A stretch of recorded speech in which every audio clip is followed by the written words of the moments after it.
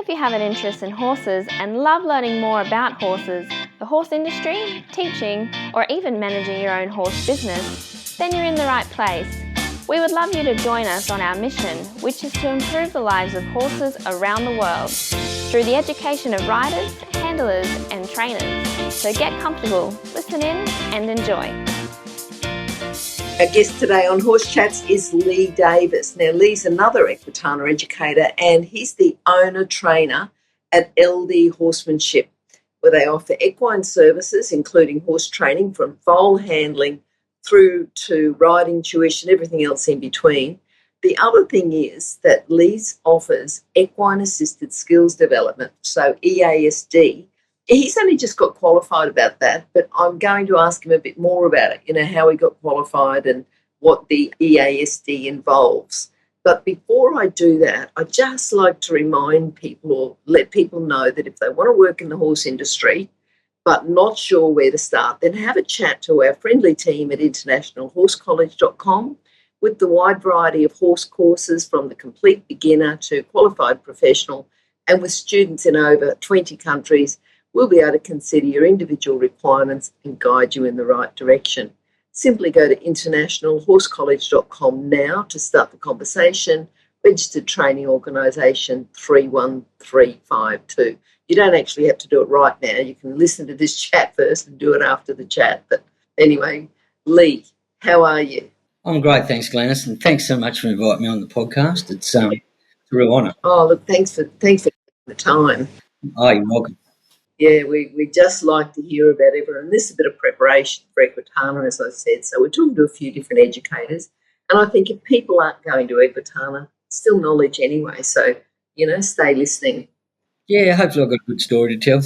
Yeah. I think, Lee, just saying about you, you're passionate about helping people understand the power of horses in terms of personal development. And I think one of your sayings, as well as the one we're going to talk about in a minute, is you can't be a good horse person or a horseman if you're not a good human. So we'll talk about that as well. But before we get started, and this is for everyone else, just I like to say, what inspires you? If you've got a good quote, something you say to yourself, something you say to your students, just that keeps you going through the day, what have you got for us? Well, one of my favourite ones, Glenys, is we've all heard the saying, you can lead a horse to water, but you can't make him drink.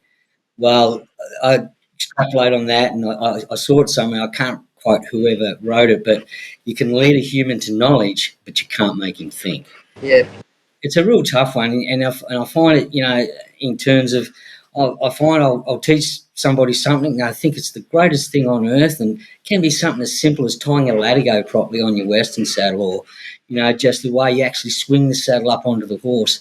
And they think it's great. And then you'll come back and see them a few weeks, months later, and they're tripping over their latigo again while they're dragging it to the horse. And you go, well, if you found it that really helpful, why didn't you why hasn't it sunk in? And I was only listening today to the podcast from Andrew McLean that he did with him just recently. And like he said, some people, especially adults, they get really set in their ways, and it's hard to break that, not only muscle memory, but brain memory, like rewire those neural pathways to accept that new information, because we've been doing it so long, it's hardwired, basically. So, yeah, it's just one of those things, and yeah, it's a tough one, but I always come back to it and go, well, when I'm struggling with trying to help somebody and it's just not sinking in, well, yep, you can lead a human to knowledge, but you can't make them think. I think you can give people opportunities, and whether or not they take advantage of them. Spot on. Yeah. I also think that sometimes people aren't ready to take advantage. So you can be teaching people something and they hear it, all of a sudden they might listen to a lesson and you might say it's slightly different to someone else, but it's still the same thing. And they say, oh, why? Why haven't you never taught me that, And you think, well, I have, but, maybe I just did it a slightly different way, or maybe you just had a bit more experience now and you're ready to hear it. Yeah, that's true. It's, as the saying goes, when the student is ready, the teacher appears. And, I've got a couple of good favourite books that I read here, and I'll keep reading them. And each time I do read them, especially like one from Tom Dorrance, True Unity, the more you get along in your journey, the more you understand the words he's putting down on that paper, which was written years ago. But, just the more you understand, the more you accept the knowledge, as you say. So I know at Equitana you're teaching take the rein out of the rein back. But before we start that, you're a bit of a late starter to horses. So do you want to just give us a bit of an overview about why you didn't start with horses early, and then as a late starter, and you're not the only late starter who's been on the show either, but, as a late starter, why was it horses that got you started? Well, it was more my wife that got me started, or she reignited her passion for horses. She had horses as a young girl, and the opportunity came along once we moved back to Tassie from the mainland for her to buy another horse. She wanted to get back into it, and I was totally agreeable. We always been that way inclined, and I said, yeah, as long as it doesn't get in the way of my fishing, sweetheart, that'll be fine. And anyway, so my wife, I'm not sure if I put it down in the notes there, but we've been breeding Friesians for the last 20-odd years, and of course she had to buy a Friesian.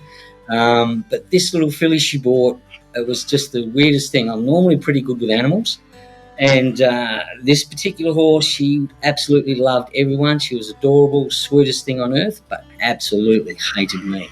I've never seen anything like it in the 20-odd years I've been involved with horses now.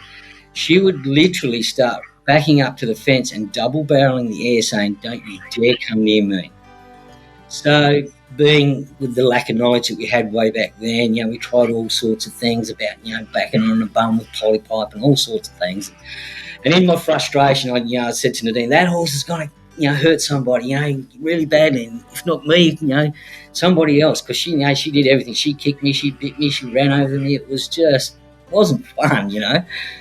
So in my wife's frustration, she gave me Monty Roberts' book at the time, The Man Who Listens to Horses. And I wasn't much of a reader, but for whatever reason, this book captivated my attention.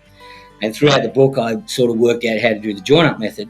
I snuck up to the paddock on this particular day and thought, right, I'm going to give this a crack.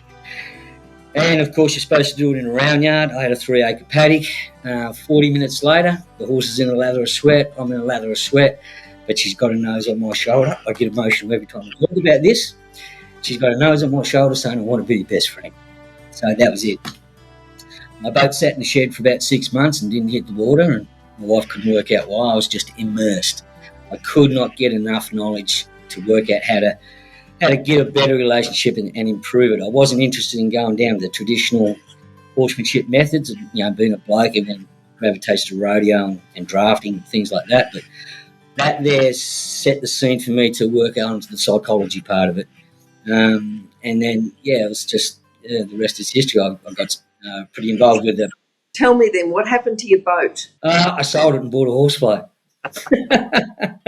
Yeah, my wife just dropped dead. She just sank to the floor because I worked pretty hard to get that boat, a lot of overtime hours and everything. It was my pride and joy. But she just couldn't believe it. I said, well, babe, it's sat in a shed for 7 months and I've been playing with these ponies and all the rest of it. I said, why wouldn't we? And she was just so grateful. It was, it was a nice little moment. Yeah. And that was 25 years ago, you said? Yeah, that's about 25 years ago now. The journey started, and once the thirst for the knowledge came, well, of course, I needed my own horse and went off and didn't tell my wife. I was just thought, well, I'm going to go and get myself a horse. And back then I was pretty frugal about money and things, and you could buy a pretty good horse, or a reasonable horse for $500. And I saw this one advertised. It was a Whaler Cross. I thought, well, I'm an Aussie bloke. What better way to get into horses than with an Aussie horse? And so I went up. I didn't even test ride this horse. I'd done a little bit of, mucking around with the Pirelli system and things, so I thought I knew it all, chock full of young man syndrome and all the rest of it. And picked up this horse who, she'd had a pretty bad start in life, and she taught me heaps. I'm not a quitter, so I decided to stick with, all the bad habits and everything that she had, everything just evolved from there. Like, she was a great teacher to start. All the horses I had come through my hands have been great teachers, I must say. And what really kept me going with it, Glenys, is, as you said at the start there, you've got to be a good human in order to be a good horseman. And what I realised was the personal development that was coming through as a result of wanting to be better with horses understanding them better, I was becoming a better person. So, yeah, it was a really good double-edged sword in that respect. So you won the 2022 Manton Snowy River Festival Trainers Challenge. Is that the first time you'd gone in, or you've done it before? Tell us a bit about that. No, Glenys, I watched in awe. I was a really big fan of Road to the Horse, which is the big American colt starting competition. I watched that religiously every year, and always went when I was at Equitana to the Way of the Horse and watch those and going, geez, this is awesome. And funnily enough, with my first horse, Lil, I was working with a mentor at the time, Philip Nye, who was a very good Pirelli instructor, and he's now out on his own. He was asking me one day, well, where do you want to take this, Lee? Where do you want to go with it all? And just for whatever it popped into my head, I said, well, old Lil here, my first horse, she had a pretty rough start in life. I reckon I'd like to have a go at colt starting because, I reckon I could offer a horse a bit better deal. And, of course, like I say, I watched all those ensuing competitions, thought, geez, I'd like to have a crack at that one day. I think that'd be really, really good fun. But at the time, I was still it was just sort of a sideline for me. I had a full-time job. It wasn't really super serious. I was just starting a few horses on the side, but I was finding myself, I'd had, 6 or 8 horses every year without even advertising. The word got out, and people were really liking the end result that they got back. So I have a big handover session. I really pride myself on making sure the horse is trail ready. It's not just been arena and round yard trained and then ring them up, I come and pick him up. There's 3 rides under my instruction, and the 3rd ride I call my graduation ride, which is a 10-kilometre trail ride with the owner riding it.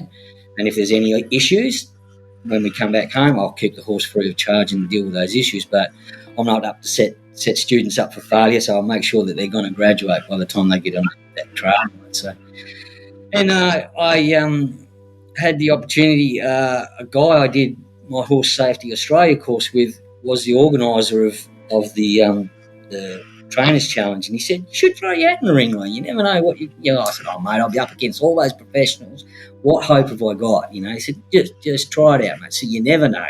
He said, I'm on the committee, but I'm only one of a few, and lo and behold, I put my application in and was accepted, and that was a tremendous experience. I absolutely loved it. It's a great time, and never in my wildest dreams did I ever think I'd win. That's great. And people often said to me, you're going up there to win? I said, yeah, I am going up to win. I'm going up to win the horse's heart. I'm not up there to win anything else. If I can send that horse home in a better state of mind so it can continue on its career, I said, I've won. I'm a real winner. And I'll walk out of the ring a winner and shake the hand of the person that did win. So, no, it was a great experience. Now, your equine assisted skills development. Tell me a bit more about that.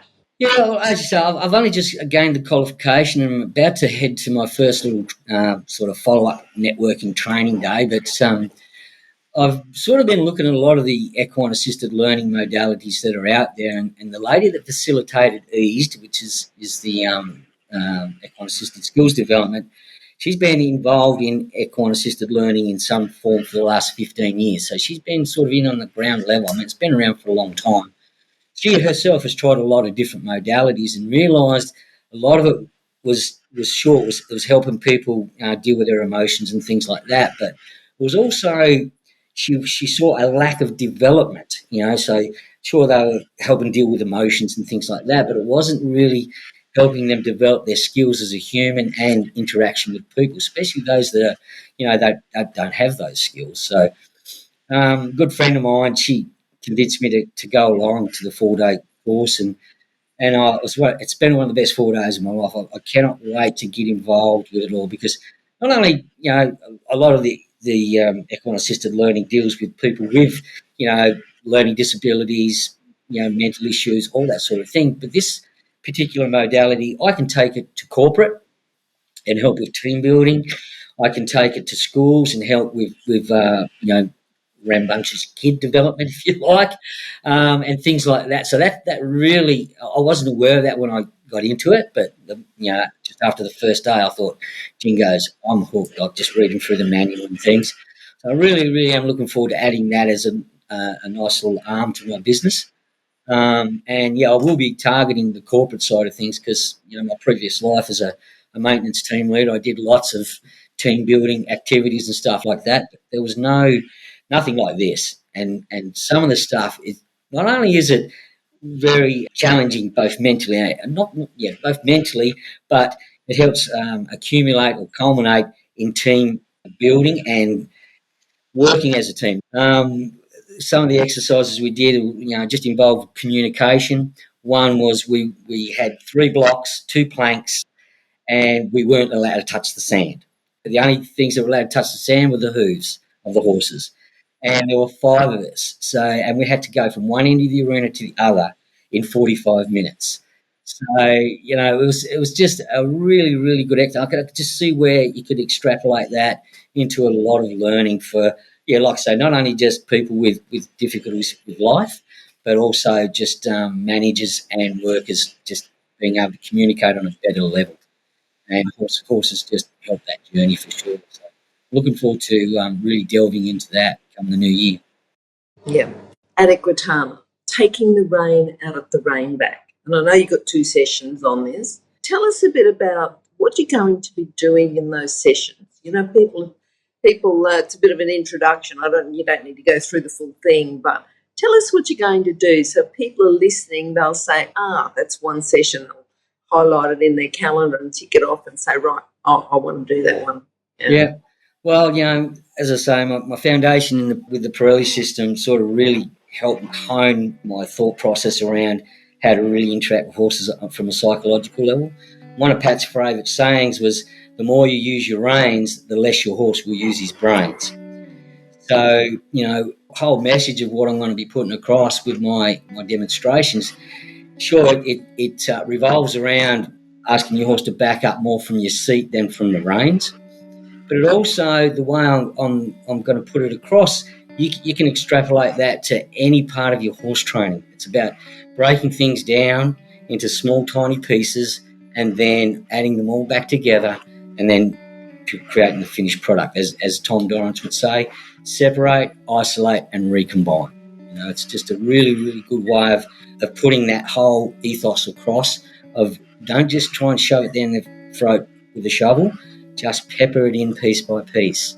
So, a couple of the first few things when I meet a new client and they want to do some lessons is one of these things is I use this 9 steps to a backup just to help them understand it's not about your reins. It's about what everything else comes before the reins. And you can take that anywhere. It doesn't matter what you're doing with your riding. But, quite often, obviously, if the horse is really not getting it, we need to make that contact and say, well, hey, this is really what I'm trying to say. But at the same time, you need to keep all those other things in place and then use the rein and say, hey, this is what I'm trying to say. And then just try and back off, ease off on that.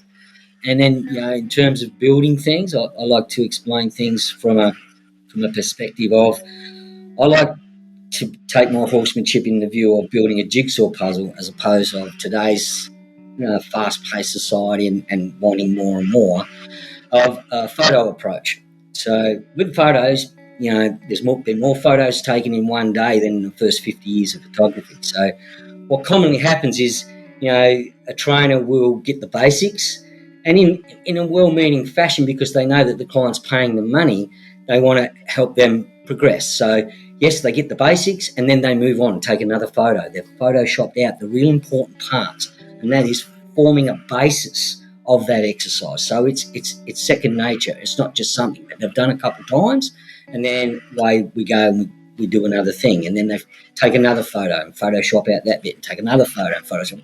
And then by the time they get to the 20th photo and it's a high-level manoeuvre, they realise that photo number 5, that little bit they Photoshopped out, oh, geez, that's really important. That's why we're not getting this movement. That was missed. So that sort of happens quite often. And like I say, trainers well-meaning, but, they really need to make sure that rather than just having the basics, they need to form a basis. Now, when you look at a jigsaw puzzle approach to your training, first thing we do with a jigsaw puzzle is we form the edges. That's what we find, all the straight bits. And that's my job as a colt starter, to form that framework for the horse to learn. I'm not a horse trainer in that aspect. I just teach the horse to learn. I'm a kindergarten teacher, setting that horse up. Then the next thing we do with the jigsaw puzzle is we form we get all the colours and we separate them. So we've got the sky's blue and the buildings are grey and the grass is green and things like that. But they're still pieces. So, we've got those little lumps. So let's say the blue is your flying lead change and the grey, well, that's your backup. And the other one is, let's say the green is your half pass. They're still pieces. We have to put them together piece by piece. But once they're there, it's solid. You can't Photoshop a jigsaw puzzle, and it doesn't go together if you don't put the pieces in the right place. But the problem with that, Glenys, is it takes time. Like I say, in this fast-paced society where everyone wants everything now, it's a really hard gig to try and form that balance between this is what we need to do, but you need to make sure your horse understands it intrinsically, not just the basics of it. So that's that sort of the underlying message of what I'll be putting across it. It's in my demonstration. Yep, and there's just so much in there, Oh, for sure. You bet. Not just about reinback, it's about horsemanship, isn't it? Exactly. But I just use that, some people need to see something. Luckily for me, people say to me, "Oh, are you taking Squizzy over?" Which is my good mate, Quarter Horse. He's a legend, but I've only got to start thinking about backup, and he's backing up. So nobody's not going to get much out of that. So I've been very lucky in the fact that my wife been involved with Frisians. One of the ladies from the breed display who's going to have a Frisian is kindly loaned it to me for the 2 days for my demonstration. So the horse won't know me for a start, nor will it know this technique of backing up. So, I'm really looking forward to it. It's going to be a good couple of days. Lee, I'm looking forward to it, looking forward to the session. I'm sure that, people are listening to you and they go, wow, this really resonates with me. Make sure that you, go to both sessions, go to one session. Yeah, look, I can guarantee it's like that they're the same session, but there'll be some different words on different days. It's just how it rolls, Definitely. That's just horses, isn't it? Yes, for sure. Don't ever have the same day twice. It's always exactly. You've got the same horse, same time, same arena, same weather, everything else. It's always going to be different. Absolutely. Yeah. For sure. All right, Lee. Well, thanks for coming on. We've enjoyed chatting I've enjoyed chatting to you, and I hope everyone else has enjoyed listening to you. And thank you for the time, and we'll see you at Equitana. No worries, Glenys. I really appreciate and very grateful to you for having me on. This is my very first podcast. I listened to quite a few, and we'll have to get you back on again, then, Lee. I'd love to come back. Yeah. Once you start get me wound up about my passion, that's the way I just warm me up and let me go. Okay. All right. Well, thanks, Lee. We'll no worries. Again soon. Bye-bye. Thank you. Bye-bye. If you've enjoyed this chat, then please comment, rate and subscribe. If you'd like any changes or recommendations for guests, then please contact us through horsechats.com. And while you're online, have a look at the government-accredited courses at internationalhorsecollege.com. Registered Training Organisation 31352. Remember that our comments and instructions are general in nature and do not take into consideration your individual horses or your individual ability and circumstances. If you enjoyed this podcast, then please leave your comment below.